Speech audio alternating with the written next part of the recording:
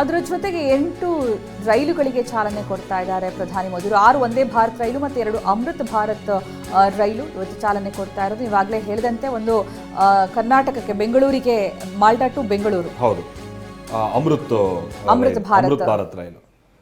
ಹಾಗೆ ವಂದೇ ಭಾರತ್ ರೈಲು ಕರ್ನಾಟಕಕ್ಕೆ 2 ಸಿಗ್ತಾ ಇದೆ. ಅಯೋಧ್ಯೆಯಿಂದ ದೆಹಲಿ ನಡುವೆ ಓಡಾಡುವಂತ ಒಂದು ವಂದೇ ಭಾರತ್ 8 ರೈಲುಗಳ ಪೈಕಿ 6 ರೈಲುಗಳ ಪೈಕಿ ವಂದೇ ಭಾರತ್ ರೈಲುಗಳ ಪೈಕಿ ಅಮೃತ್ ವಂದೇ ಭಾರತ್ ಟ್ರೈನ್ಗಳ ಪೈಕಿ.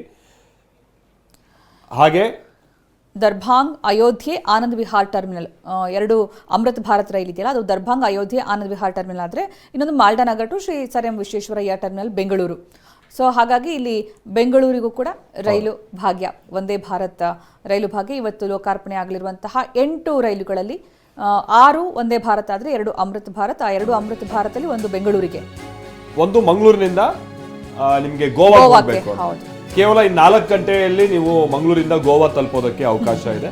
ಮಂಗಳೂರು ಟು ಮಡ್ಗಾಂವ್ ನಡುವಿನ ರೈಲನ್ನು ನೀವು ಹಿಡಿದ್ರೆ ನೀವು ಬೆಳಗ್ಗೆ ಇಲ್ಲಿಂದ 10 ಗಂಟೆಗೆ ಹೊರಟ್ರೆ 8 ಗಂಟೆಗೆ ಹೊರಟ್ರೆ 1:15 ಅಷ್ಟೊತ್ತಿಗೆ ನೀವು ಗೋವಾ ಇರ್ತೀರಾ ಮಂಗಳೂರಿಂದ ಹೊರಟ್ರೆ. ಆ ಕಡೆಯಿಂದ ಸಂಜೆ 6 ಗಂಟೆಗೆ ಹೊರಡುವಂಥ ಟ್ರೈನು ಈ ಕಡೆಗೆ 10 ಗಂಟೆಗೆ ಬಂದ್ಬಿಡುತ್ತೆ. ಸೊ ಭಾಳ ಅನುಕೂಲ ಆಗುತ್ತೆ. ಇನ್ನೊಂದು ವಿಚಾರ ಅಂತಂದ್ರೆ ಈ ಗೋವಾ ಹಾಗೆ ಕರ್ನಾಟಕದ ನಡುವೆ ಈ ಪ್ರವಾಸೋದ್ಯಮವನ್ನ ಅಭಿವೃದ್ಧಿಪಡಿಸುವಂತ ನಿಟ್ಟಲ್ಲೂ ಬಹಳ ಅನುಕೂಲ ಆಗುತ್ತೆ ಅನ್ನುವಂತ ಒಂದು ನಿರೀಕ್ಷೆಯನ್ನ ಇಟ್ಕೊಳ್ಳಲಾಗಿದೆ. ಹಾಗೆ ಬೆಂಗಳೂರಿಗೆ ಸಂಪರ್ಕ ಕಲ್ಪಿಸುವಂತ ಇನ್ನಿತರ ಟ್ರೈನ್ ರಾತ್ರಿ 8 ಗಂಟೆಗೆ ಕೊಯಮತ್ತೂರನ್ನ ತಲುಪುತ್ತೆ ವಂದೇ ಭಾರತ್ ಟ್ರೈನ್. ಇಲ್ಲಿಂದ ಹೊರಟಿರುವಂತಹ ಟ್ರೈನ್ ಅಂತಾರಾಜ್ಯಗಳ ನಡುವೆ ಸಂಚರಿಸುವಂತ 4ನೇ ವಂದೇ ಭಾರತ್ ಟ್ರೈನ್ ಇದು ರಾಜ್ಯಕ್ಕೆ. ಮಾಲ್ಡಾ ಹಾಗೆ ಬೆಂಗಳೂರು ನಡುವೆ ಒಂದು ಅಮೃತ್ ಭಾರತ್ ಟ್ರೈನ್ ಇದೆ. ಮಂಗಳೂರು ಮಡ್ಗಾಂವ್ ನಡುವೆ ವಂದೇ ಭಾರತ್ ರೈಲು ಇನ್ನು ಸಂಚರಿಸುತ್ತದೆ. ನಾನು ಈಗ ತಾನೇ ಹೇಳಿದಾಗೆ ನಿಮಗೆ ಟೈಮಿಂಗ್ಸ್ ಇನ್ನು ಕೇವಲ 4 ಗಂಟೆ ಸಾಕಿರುತ್ತೆ. ಕೊಯಮತ್ತೂರು ಹಾಗೆ ಬೆಂಗಳೂರು ಕಂಟೋನ್ಮೆಂಟ್ ನಡುವೆ ವಂದೇ ಭಾರತ್ ರೈಲು ಮತ್ತೊಂದು ರೈಲು.